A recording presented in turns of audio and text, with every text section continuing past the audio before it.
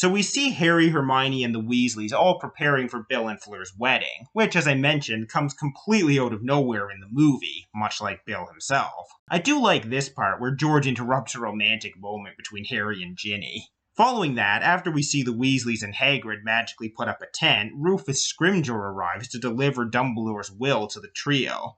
They skipped over some things here, mostly involving the trio preparing and planning for their journey. First of all, we see Mrs. Weasley trying to get the trio to tell her why they're not going to Hogwarts this year and what they're planning to do. Harry tries to tell her that Dumbledore ordered him not to tell anyone, but she goes into an angry, worried mother mode and insists that he must have misunderstood Dumbledore's orders and demands that he hand this mission over to the adults.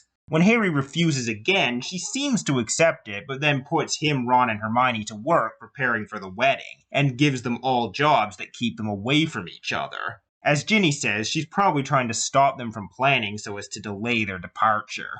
Look, I think Mrs. Weasley is great, but I think she's being a little overbearing here. And yes, it comes from a place of caring, but she's literally stopping them from planning how they're going to take down Voldemort. Not that she knows that, to be fair, but it's still frustrating to me. We also learn that with Dumbledore's death, since he was secret keeper for Grimmauld Place, everyone to whom he told the location became a secret keeper in turn, including Snape, meaning he could tell the Death Eaters. Apparently Moody set up some curses against Snape, including one to bind his tongue if he tries to talk about it, but still they don't think it's safe to stay there, so the Burrow has become the Order's new headquarters. Eventually, Harry manages to give Mrs. Weasley the slip, and he and Hermione meet up with Ron in his room, where they start to discuss plans. First of all, Ron wonders whether Moody could still be alive since they didn't find his body, and makes basically every excuse the reader probably is as to how he still could be, as Harry and Hermione shoot them all down. Harry initially tries to dissuade Ron and Hermione from coming with him, but stops when they reveal the lengths they've gone to so they can accompany him. This is where Hermione tells Harry about how she wiped her parents' memory and had them move to Australia. She breaks down in tears as she says this. Apparently she also smuggled Moody's entire stock of Polyjuice Potion to bring with them. As for Ron, he uses the ghoul in their attic for his alibi. The ghoul living in the Weasleys' attic has been mentioned a couple times throughout the books, but this is the first time we actually see it. It seems Ron has put his pajamas on the ghoul, and Mr. Weasley, Fred, and George used magic to give it red hair and a bunch of purple blisters all over its body. The idea is that once the three of them leave, the family will put out the story that Ron has come down with a bad case of a disease called spattergroid, hence why he hasn't gone back to Hogwarts, and when anyone comes to confirm the story, the family will show them the ghoul and tell them it's Ron. They won't come too close for fear of getting infected, and since spattergroid affects a person's vocal cords, it won't matter that the ghoul can't talk. They then start planning their first moves after the wedding, with Hermione trying to dissuade Harry from his desire to go to Godric's Hollow, believing Voldemort would be expecting Harry to go back there and watching the place. Hermione also reveals that after Dumbledore's funeral, she used a summoning charm to summon Dumbledore's books to her and learned a lot about Horcruxes from them, including how to destroy them. Simply crushing or burning the Horcrux won't work. You have to use something so destructive it's put beyond magical repair, like basilisk venom.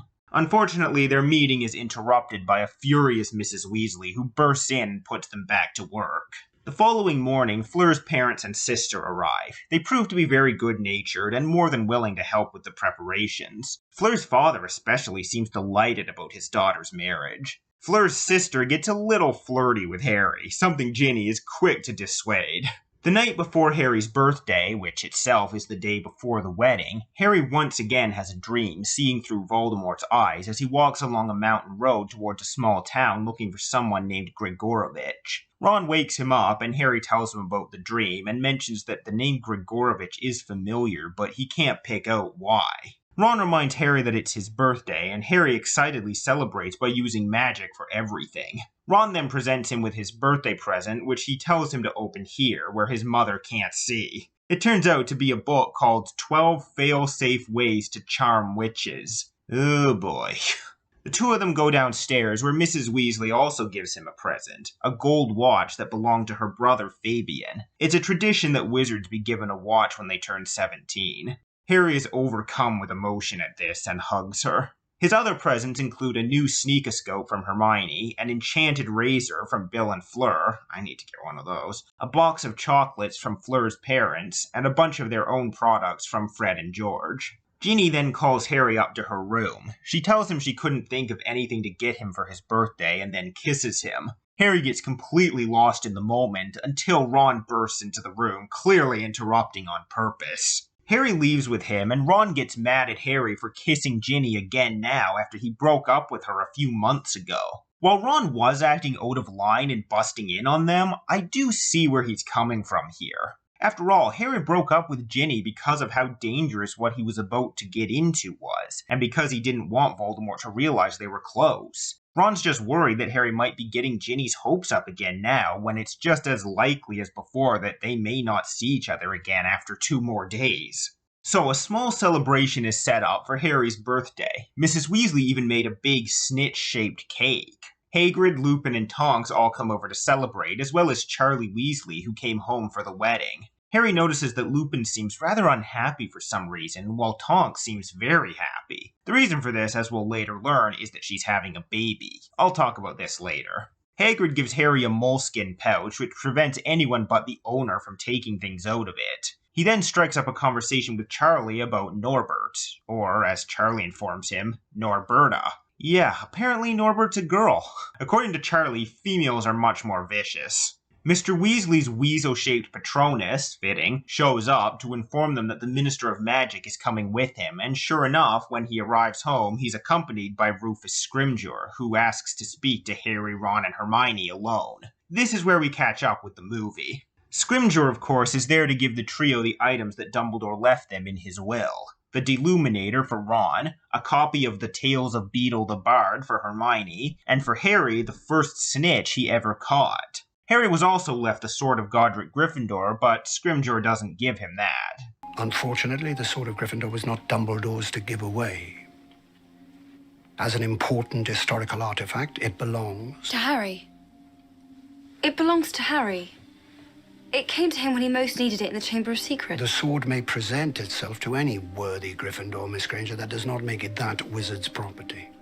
Now, this scene in the movie is essentially a shortened, bare-bones version of the one in the book, focused entirely on the items they are given.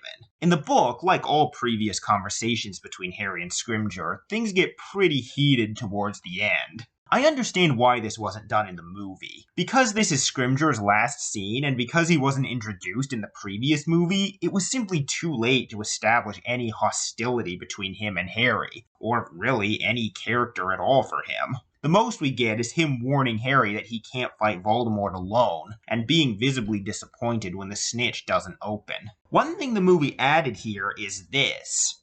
And in any event, the current whereabouts of the sword are unknown. Excuse me? The sword is missing.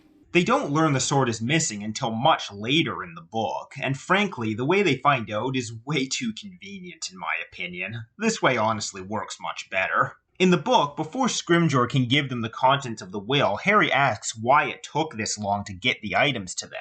The reason is because Scrimgeour wanted to examine the items before giving them to them, and he took advantage of a law that says the items in a will can be temporarily confiscated. Though Hermione does point out that said law specifies that the Ministry has to have good reason to believe the items might be cursed before they can do so, leading to this amusing exchange. Are you planning to follow a career in magical law, Miss Granger? No, I'm not. I'm hoping to do some good in the world. As Scrimgeour gives out the items, he also questions the trio intensely, wondering why Dumbledore would have left them these items, and why he would have included Ron and Hermione in his will, when neither of them were particularly close with him. Before giving Harry the snitch, he explains about how snitches have flesh memories. In case of a disputed catch, they're enchanted to remember the first person who touched them, and open when that person touches it again. As such, he suspects Dumbledore hid something in this snitch, and that it will open when Harry touches it. Like in the movie, Harry takes it and nothing happens, greatly disappointing Scrimgeour. After Scrimgeour tells Harry that Dumbledore left him the sword as well and refuses to give it to him, he also wants to know why Dumbledore left that to Harry. And at this, Harry starts to lose his temper, accusing Scrimgeour of wasting time trying to pry into Dumbledore's secrets while people are being killed, and calling him out for covering up the recent Azkaban breakout and not reporting Mad-Eye Moody's death. At this, Scrimgeour gets angry and pulls his wand on Harry, even burning a small hole in the front of his t-shirt. Harry doesn't retaliate, not wanting to give Scrimgeour an excuse to arrest him. He does, however, continue to put the minister in his place. Remembered that you're not at school, have you? Remembered that I am not Dumbledore, who forgave your insolence and insubordination? You may wear that scar like a crown, Potter, but it is not up to a 17-year-old boy to tell me how to do my job. It's time you learned some respect. It's time you earned it. Having heard the raised voices, Mr. and Mrs. Weasley come in, and Scrimgeour seems to calm down, though still expressing disappointment in Harry for not being willing to work with the Ministry. I regret your attitude. You seem to think that the Ministry does not desire what Dumbledore desired. We ought to be working together. To which Harry responds again by showing him the scars Umbridge forced him to carve into his hand. As I mentioned in the last book, Scrimgeour thinks Harry is refusing to work with the Ministry simply out of arrogance, when in fact it's because it has constantly proven to be unreliable, unlike Dumbledore. Scrimgeour leaves, and that night the trio meet in the attic to examine the items themselves. Hermione even uses the Half-Blood Prince's Muffliato spell to ensure that they're not overheard, despite having wanted nothing to do with any of his spells last year, which shows the seriousness of their situation. They decide that Dumbledore must have known the Ministry would examine these items, hence why he couldn't tell them in the will why he was giving them to them. They do wonder, though, why he couldn't have given them a hint when he was alive, and Harry wonders why he didn't just give him the sword when it was right there in the office during all those visits last year. They can't figure out why Dumbledore would have left Ron the Deluminator or Hermione the Book of Children's Stories, though Ron is incredulous that neither she nor Harry have heard of the Tales of Beedle the Bard. Mum used to read me those. The Wizard and the Hopping Pot, Babbity Rabbity and the Cackling Stump. Come on. Babbity Rabbity? No? As they both remind him, though, they grew up with Muggles, so they never heard those stories. The snitch, however, as Harry reminds both of the others, he didn't catch the first snitch in his hand. That was the one he almost swallowed. So he presses it to his lips instead, and though it still doesn't open, the words, "I open at the close," appear on it. In the movie, it's not until later, while they're on the run, that Harry finds this. The following afternoon, on the day of the wedding, everyone goes down to the tent, and in the book, Harry has actually used Polyjuice Potion to take on the form of some Muggle boy from the nearby village, so as not to give his location away. There will be a lot of guests at the wedding, after all. I can understand why the movie decided not to go with this, though. There is this line from Fred here that's pretty amusing. When I get married, I won't be bothering with any of this nonsense. You can all wear what you like, and I'll put a full body bind curse on Mom until it's all over. Also sad in hindsight, though, since we know Fred will never be able to get married. Harry meets Luna's father, Xenophilius Lovegood, who in the movie looks pretty much exactly as he's described in the book. Rhys Ifans, I hope I pronounced that right, was a great choice to play him. We can definitely see where Luna gets her eccentricities from. Something kind of funny in the book is that despite Harry being disguised as someone else, Luna recognizes him immediately, simply from his expression. Because of course she would. The movie does have this great line, though. Come, Daddy. Harry doesn't want to talk to us right now. He's just too polite to say so. In the book, Harry also meets Ron's great aunt Muriel, who we do see in the movie, but it could be pretty much anyone there.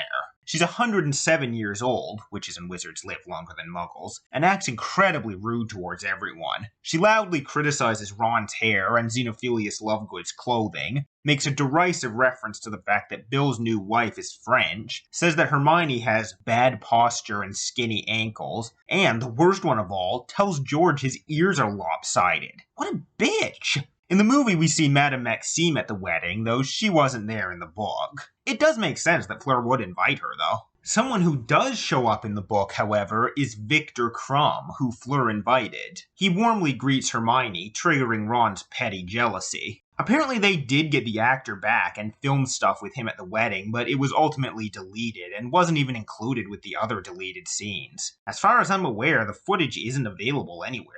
The wedding itself then happens, performed by the exact same wizard who presided over Dumbledore's funeral. After Bill and Fleur are officially married, the floor is cleared for dancing, and the trio go over to sit with Luna.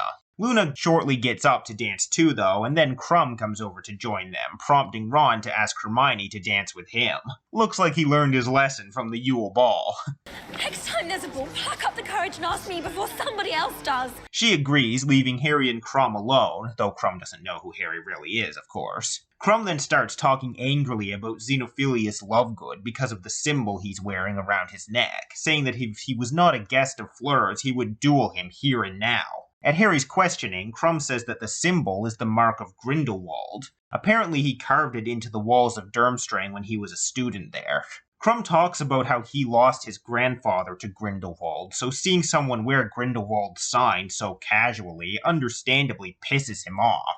Krum is wrong, of course. That sign, as we later learn, is much older than Grindelwald, as it's the sign of the Deathly Hallows. But due to his obsession over them, Grindelwald kind of took it as his own personal emblem. Harry then notices Krum's wand and remembers where he heard the name Grigorovich before. At the wand-weighing ceremony during the Triwizard Tournament, Ollivander had said Krum's wand was a Grigorovich creation. Harry decides that Voldemort must be looking for Grigorovich so he could explain why Harry's wand had acted on its own the way it did. The real reason, of course, is because Grigorovich had the Elder Wand.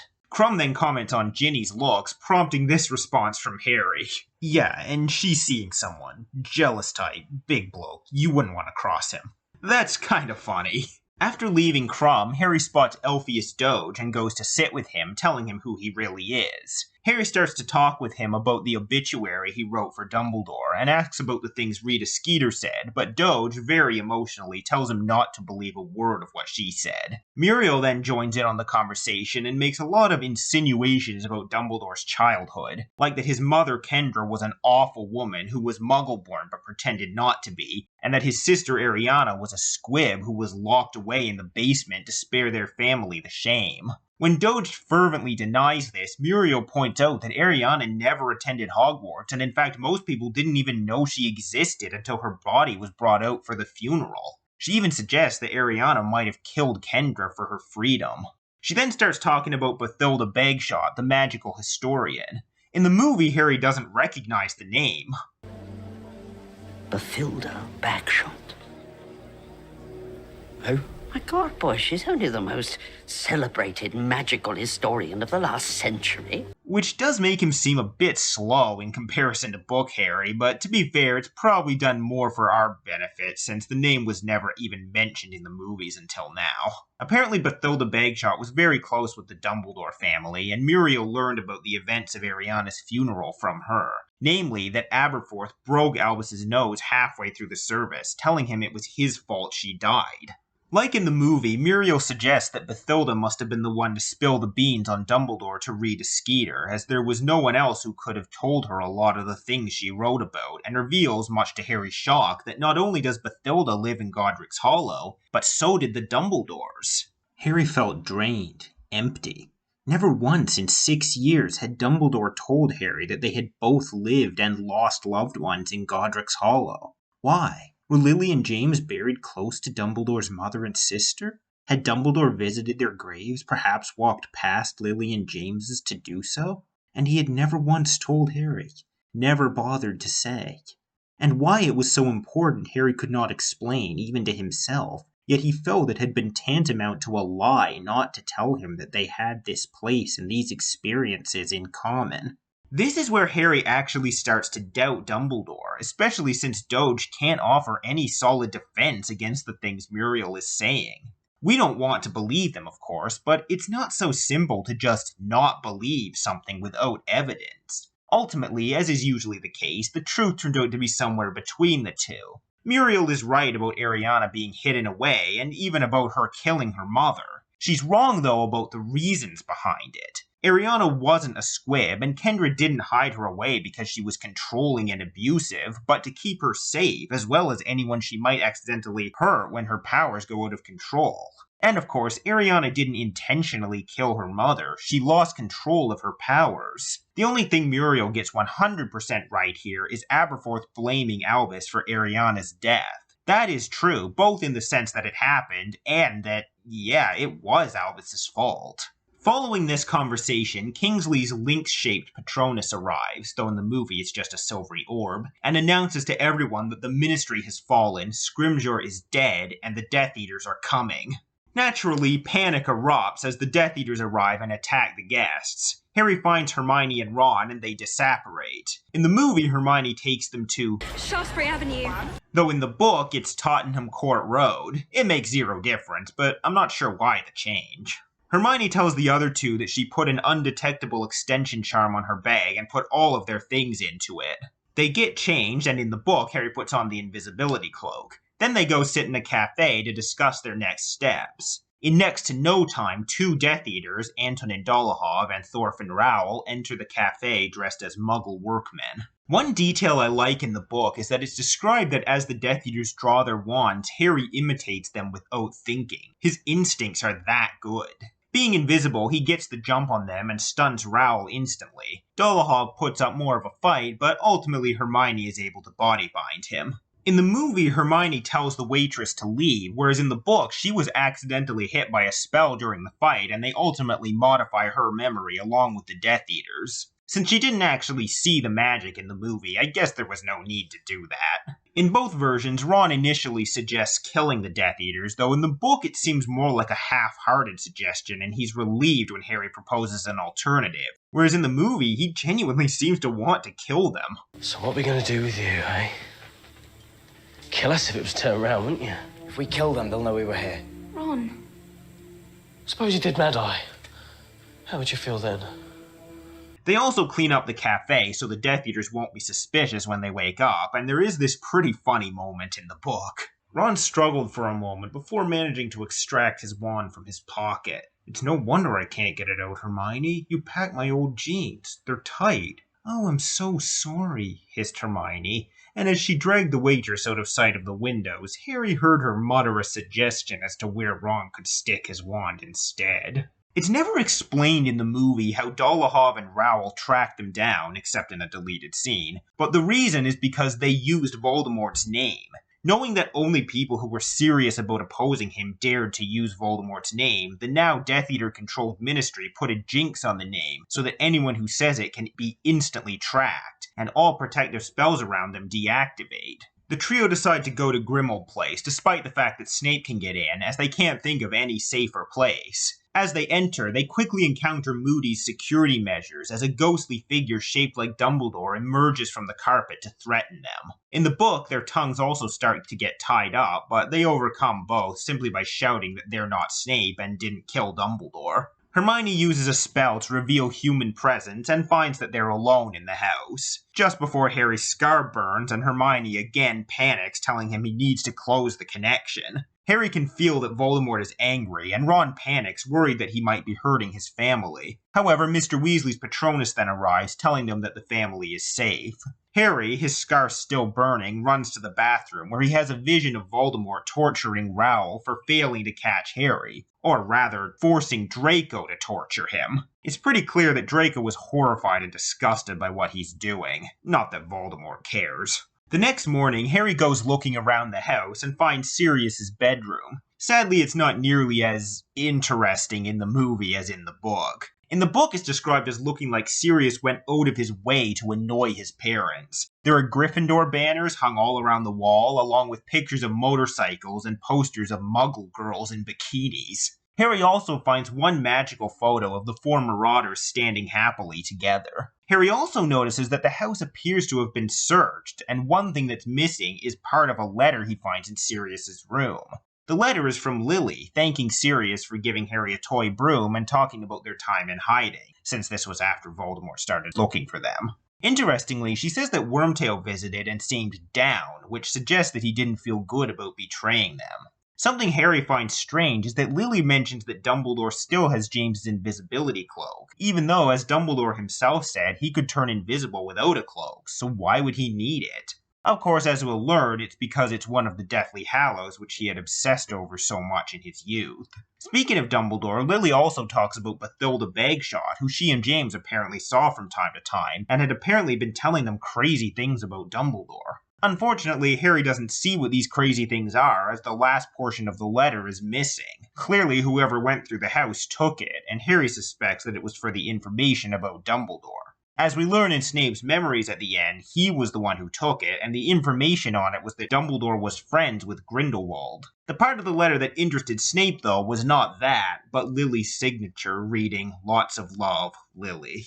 In addition to the mystery and final revelation surrounding this letter, though, we also see Harry get emotional from reading it. He read the letter again, but could not take in any more meaning than he had done the first time, and was reduced to staring at the handwriting itself. She made her G's the same way he did. He searched through the letter for every one of them, and each felt like a friendly little wave glimpsed from behind a veil. This letter was an incredible treasure, proof that Lily Potter had lived, really lived, that her warm hand had once moved across this parchment, tracing ink into these letters, these words about him, Harry, her son.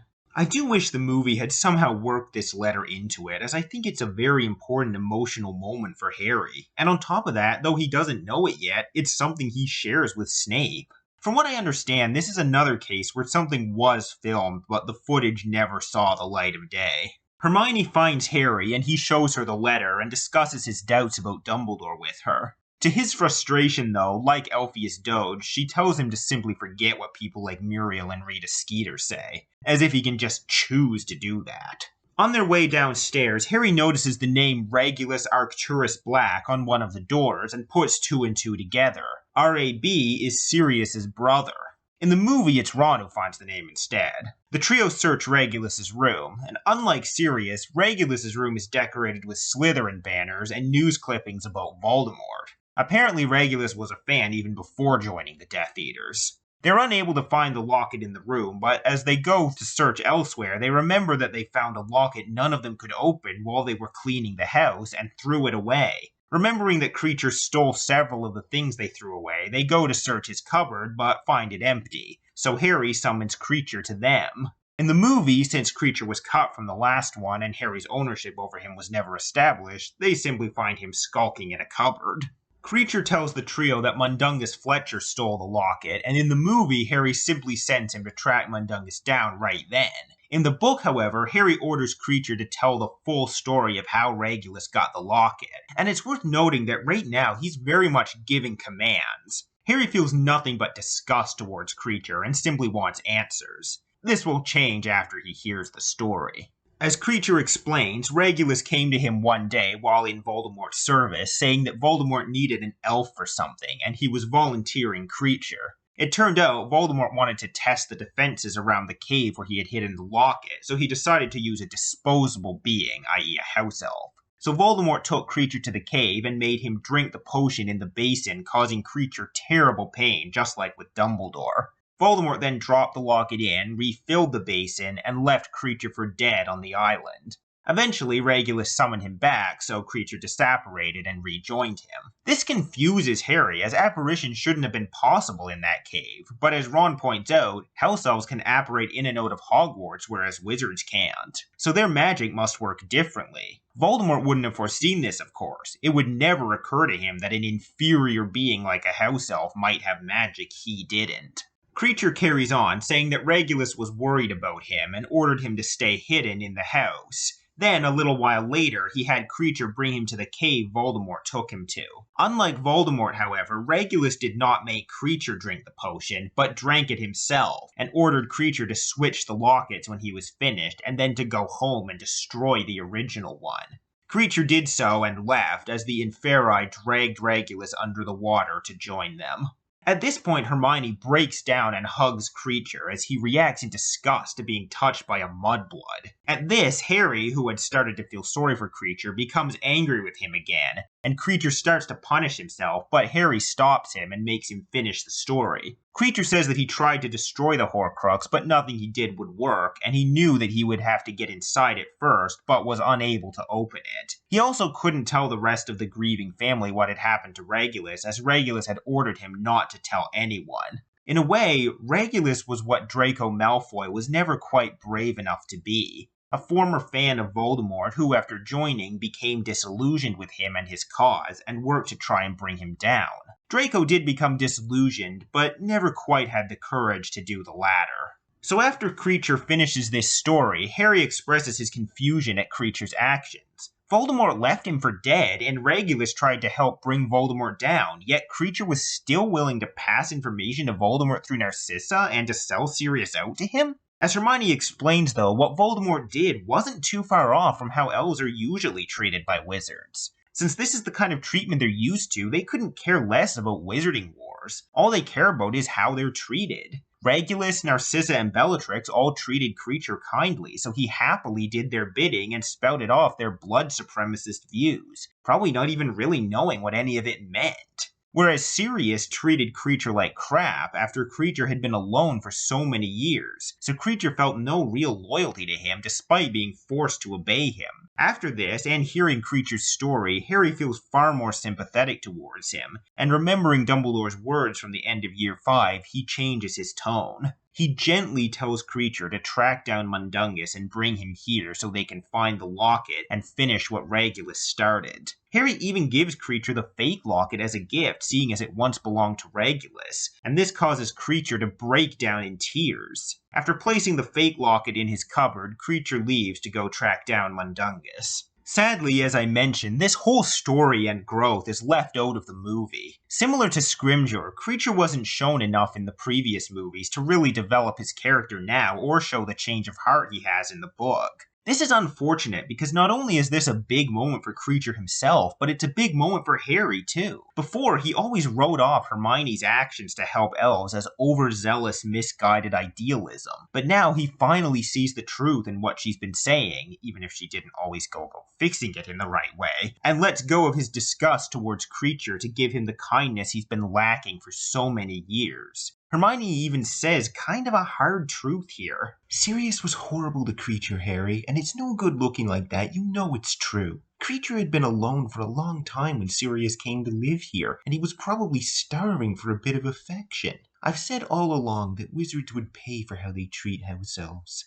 Well, Voldemort did. And so did Sirius. Harry isn't even able to argue with this. I still could have done without the whole spew plotline in the previous books, but I do honestly love this moment. It almost makes that dumb plotline worth it. The movie then cuts away to show us a series of scenes not involving the trio. I really like these scenes. They add to the threatening atmosphere and let us actually see things that we only hear about in the book. First, we see Death Eaters board the Hogwarts Express looking for Harry, and I love how Neville stands up to them. Hey, losers. He isn't here. We then see the Ministry and the overhaul that has taken place there, with Pius Thickness as the new minister carrying out Voldemort's will, though again, in the book, he's under the Imperius Curse, and bringing in wizards to have their blood status evaluated. Oh, and of course, we get the return of the pink bitch herself. Finally, we see Mundungus Fletcher in Diagon Alley hiding from Snatchers just before getting abducted by the elves. Yeah, elves.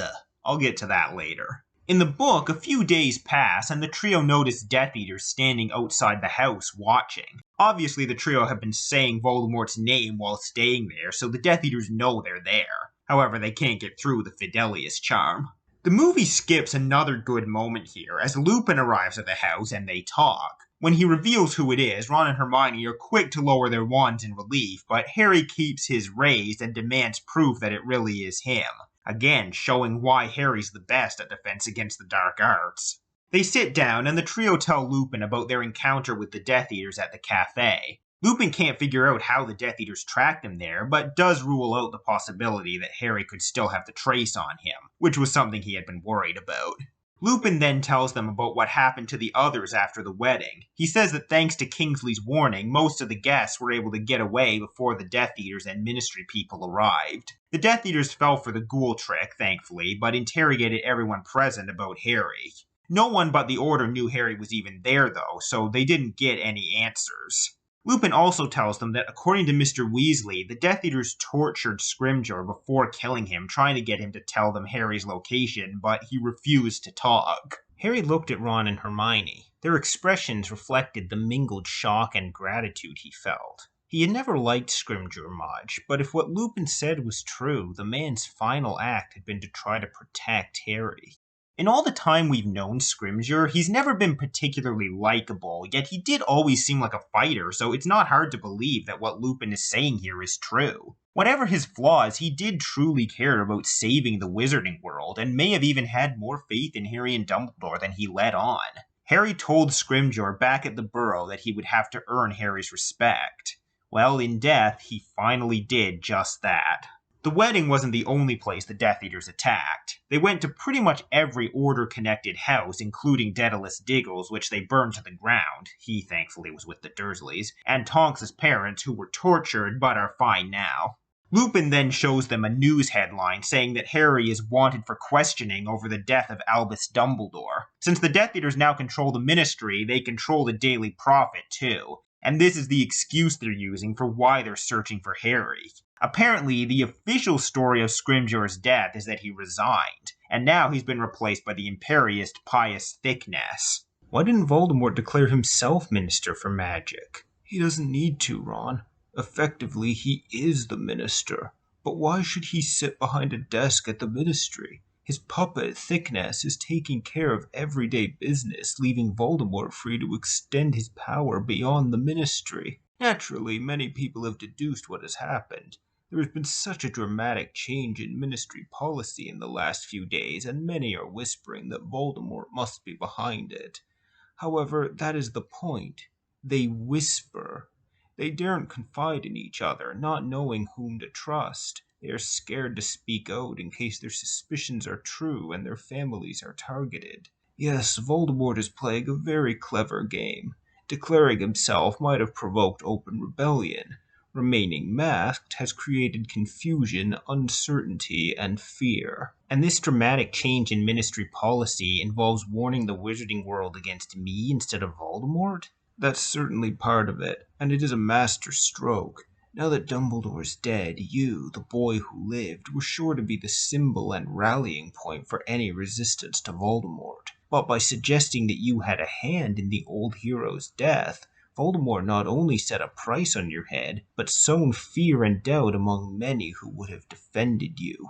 Lupin then shows them an article explaining basically what we saw in the scene from the movie. The Ministry has formed the Muggle-Born Registration Commission to round up Muggle-Borns, who they claim have stolen magic. There's a kind of sweet moment here where Ron insists that he won't let this happen to Hermione and will tell everyone she's his cousin. Though as she points out, it doesn't really matter since they're on the run with Harry Potter. Apparently the Ministry, or rather the Death Eaters, have also made attendance compulsory at Hogwarts and will be putting all students through blood status tests to weed out Muggle-Borns. Harry felt sickened and angry. At this moment, excited 11-year-olds would be poring over stacks of newly purchased spellbooks, unaware that they would never see Hogwarts, perhaps never see their families again either.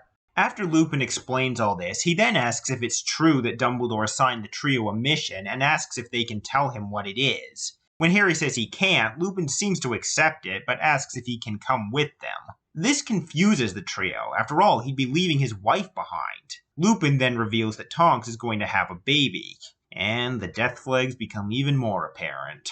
Lupin actually starts to break down as he divulges all of his worries and doubts. Werewolves are hated by the wizarding community at large, so he's worried that he's made Tonks an outcast by marrying her. He's also terrified that he'll be passing down his condition to his child, that the child will be a werewolf like him. And even if it isn't, it will still be better off without a werewolf for a father. As such, he wants to come with the trio as a means of distancing himself from Tonks and the child for their own good. Harry actually gets angry with him, rightfully so, and calls him out on trying to abandon his son, who, as a half-werewolf with Order members for parents, will probably be a prime target for the new regime. Lupin tries to say that James would have wanted him to go with Harry, but Harry reminds him that James gave his life trying to protect him and his mother, so there's no way he would have approved of Lupin abandoning his own son like this, even to help Harry. Harry ends it with this line: "I'd never have believed this. The man who taught me to fight Dementors. A coward." This causes Lupin to blast Harry away with his wand and storm out of the house. Now this interaction really should have been kept. We never even learn about Lupin and Tonks' son in the movies until Harry talks to his ghostly form in the Resurrection Stone.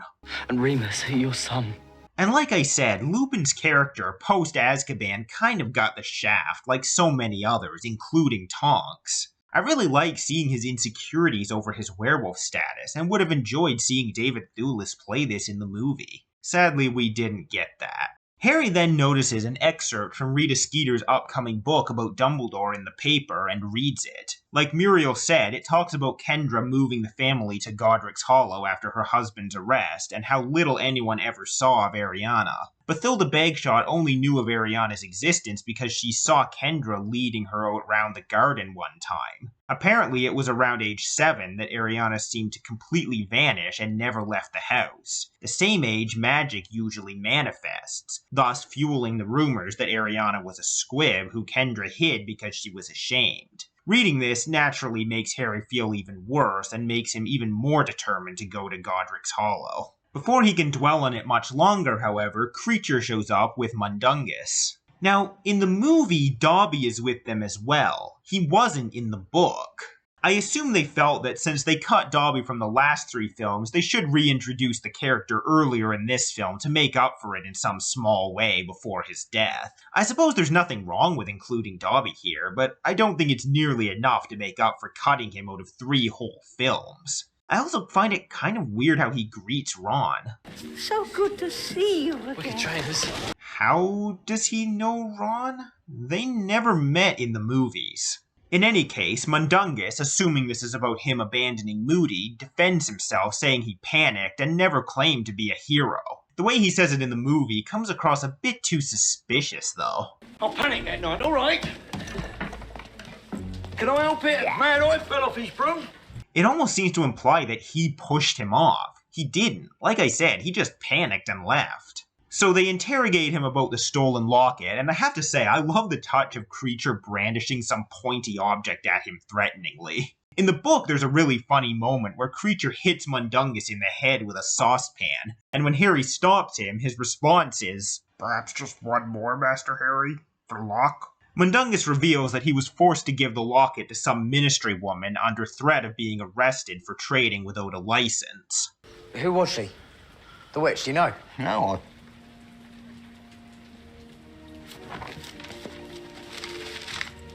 Oh, she's there. Look. Bleeding bow and all.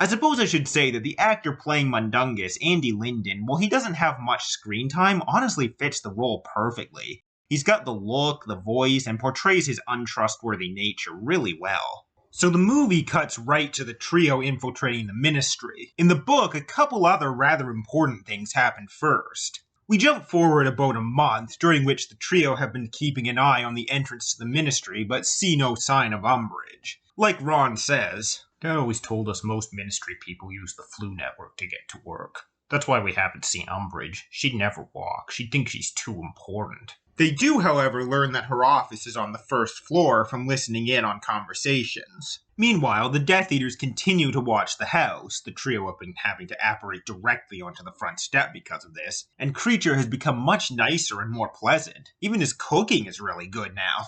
So one day, Harry returns from watching the entrance and shows the other two a newspaper he picked up with an article about Snape becoming the new headmaster of Hogwarts, and the Carrow siblings becoming the new Defense Against the Dark Arts and Muggle Studies teachers. Obviously, the trio are shocked and outraged by this, and Ron says the teachers won't stand for this, but as Harry reminds him, they don't really have a choice. They'll stick around to protect the students. Hermione, meanwhile, has a realization, and she goes to fetch Phineas Nigellus' portrait, which she stuffs into her expanded handbag so Snape can't use him to spy on the house. In hindsight, things would have been much easier if he had learned they were there. As they discuss their plan to infiltrate the ministry, Harry surprises the others by saying they should do it tomorrow. As he points out, the longer they wait, the higher the chance of Umbridge having tossed the locket will be, and they're about as prepared as they're ever going to be. He manages to convince them, and then, as Ron and Hermione start to argue about who should go and who should stay behind, Harry's scar burns and he runs into the bathroom again to have a vision. He sees Voldemort arrive at a house looking for the wandmaker Gregorovitch, but the terrified woman living there insists that he's not there anymore and she doesn't know where he is. So Voldemort kills her and her children. Jeez. Ron and Hermione burst in, and Hermione gets on Harry's case for not resisting the connection, but this time Harry stands up to her. I hate it. I hate the fact that he can get inside me, that I have to watch him when he's most dangerous. But I'm going to use it. Dumbledore, forget Dumbledore. This is my choice, nobody else's. Harry expresses his theory that Voldemort wants Gregorovitch to explain why Harry's wand acted on its own against him that night, but Ron and Hermione still don't believe that his wand acted on its own. As Hermione prepares to continue arguing, Ron tells her to drop it, and they all go to bed. The next morning, they head out, with Kreacher promising to have steak and kidney pie ready for them on their return. Bless him, and to think I used to fantasize about cutting off his head and sticking it on the wall. They disapparate to an alleyway near the Ministry entrance, where they dispose of and take the forms of 3 Ministry workers. Hermione as Mafalda Hopkirk, who incidentally was the one who sent Harry the underage magic warnings in Chamber of Secrets and Order of the Phoenix, Ron as Reginald Cattermole, and Harry as Albert Runcorn. In the book, they only stun Mafalda, and then the disguised Hermione slips Cattermole a sweet that makes him vomit and have to go home. Then the two of them do the same to Runcorn, giving him a huge nosebleed. The purpose being to avoid suspicion with a pile of 3 bodies. In the movie, they simply stun all 3 of them, which I'm fine with. And I just want to say, these 3 actors all do a great job. I totally believe this is Harry, Ron, and Hermione. They really got their expressions and mannerisms down. Of course, the movies also have the whole thing about them keeping their voices when they transform, so I suppose that helps. The whole Ministry sequence, I think, was done really well in the movie, and plays out more or less the same as in the book. The trio use the toilets to flush themselves into the building, and meet up in the atrium where they see the newly built statue of a witch and wizard sitting on thrones made up of Muggles. In their rightful place. As they head to the lift, Ron is confronted by Yaxley, saying it's raining in his office and demanding he fix it, using his wife's questionable blood status and her impending interrogation as leverage. You do realize I'm going downstairs, don't you, got them all? Downstairs? To interrogate your wife. Now, if my wife's blood status were in doubt, and the head of the Department of Magical Law Enforcement needed a job doing, I think I might just make that a priority. I have to say, they managed to make Yaxley really intimidating, especially later when he's chasing the trio. Oh my god, what am I gonna do? My wife's all alone downstairs. Ron, you don't have a wife. Oh, right. So Ron breaks off from the others on level 2 to deal with Yaxley's office, and Harry and Hermione continue upwards. I'd say if we don't locate Umbridge within the hour, we go find Ron and come back another day. Deal? Yes. Ah, Mafalda. Travis sent you, did he? Good. I love how Harry is just completely frozen here, by the way. Albert, aren't you getting out?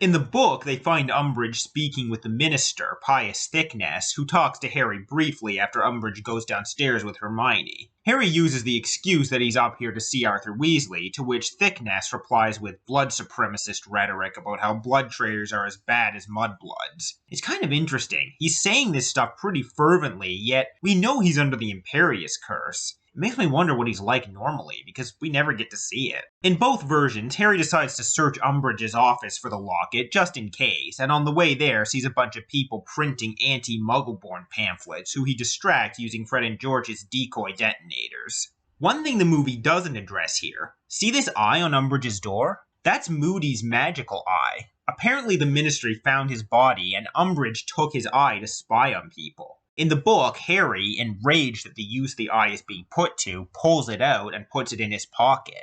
This eye being missing is what ultimately causes the alarm to be raised, but honestly, I don't blame Harry for taking it. So Harry searches the office and doesn't find the locket, but he does find files on various people of interest. I like this moment in the movie where he becomes emotional upon seeing Dumbledore's file. Speaking of Dumbledore, in the book, Harry finds a copy of Rita Skeeter's book, The Life and Lies of Albus Dumbledore, in the office, and opens it at random to see a picture of a young Dumbledore and another boy laughing together. The other boy, as we later learn, is Gellert Grindelwald. But before Harry can read the caption, Thickness comes in, and Harry only just manages to put on the invisibility cloak in time. Harry slips out of the office and goes back to the lift where he meets up with Ron again. Morning. Ron, it's me. Harry! Blimey, forgot what you look like.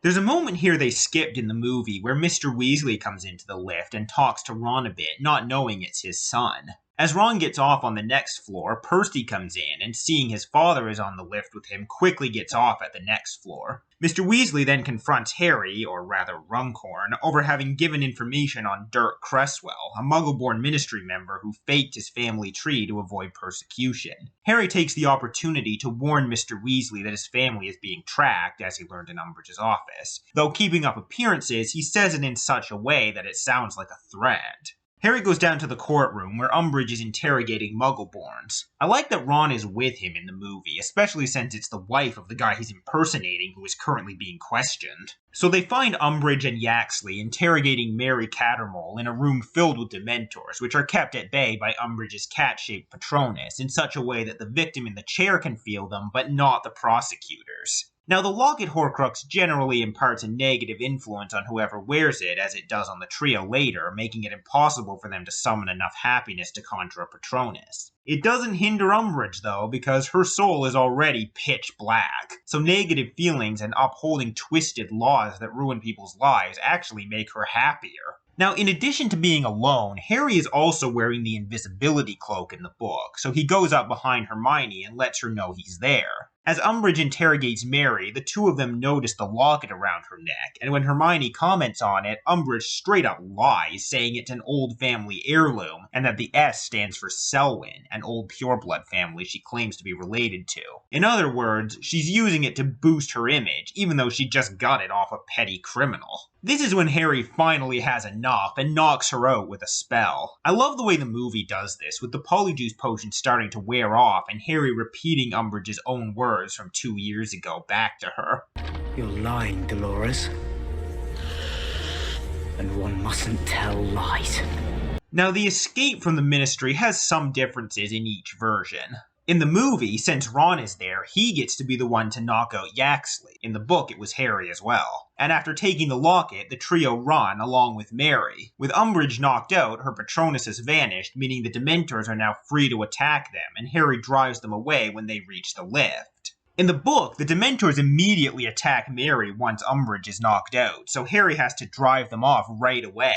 Also, his Polyjuice hasn't worn off yet, so Mary is confused that Runcorn is saving her when he was the one who submitted her name for questioning. They take the locket and leave, but unlike in the movie, they don't just save Mary. They try to lead the entire group of Muggle-Borns being held for questioning to safety. They meet up with Ron in the lift, who tells them that they know there are intruders in the Ministry now thanks to the hole in Umbridge's office door. In the atrium, they send the Muggle-Borns through the fireplaces to safety, with Harry using his authority as Runcorn to shout down any dissent. And when Yaxley arrives, Harry even punches a nearby Ministry wizard and tells Yaxley he's the one helping Muggle-Borns escape. Unfortunately, the game is up when the real Reginald Cattermole arrives and the trio are forced to run. In the movie, this was actually a pretty amusing moment.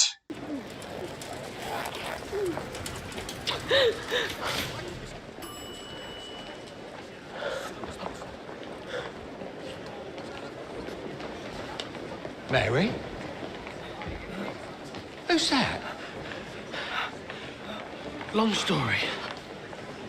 Nice meeting you. It's Harry Potter. Following this, the trio run, pursued by Yaxley, who again is surprisingly intimidating. So the movie basically cut out the entire group of Muggle-Borns they were saving, which is a shame, but I suppose makes sense given the limitations they had. It would have been fun to see Harry exercise his authority while pretending to be Runcorn, though. But in the end, in both versions, the trio get away, but not before Yaxley manages to grab hold of them. Unfortunately, while disapparating, they take him within the range of the Fidelius charm around Grimmauld Place, meaning, as secret keepers, they've just given him access to the house. They can't go back there now, so Hermione instead takes them to some woods. By the way, I suppose now is as good a time as any to mention that was unfortunately the last we see of Umbridge. Given that the Ministry is now under Voldemort's control, I feel it would have been fun to see her get some sort of comeuppance in the final battle. Unlike a lot of people, I never actually wanted to see her die. I think that would have been too quick and easy for her. But I still don't think she was sufficiently punished for her crimes. Fortunately, according to J.K. Rowling, Umbridge was given a life sentence in Azkaban following Voldemort's death. Now, I'm not someone who necessarily takes the author's word as law if it wasn't stated in the published material, but in this particular case, I'm more than willing to accept it. I just would have liked to have actually seen her get arrested, is all.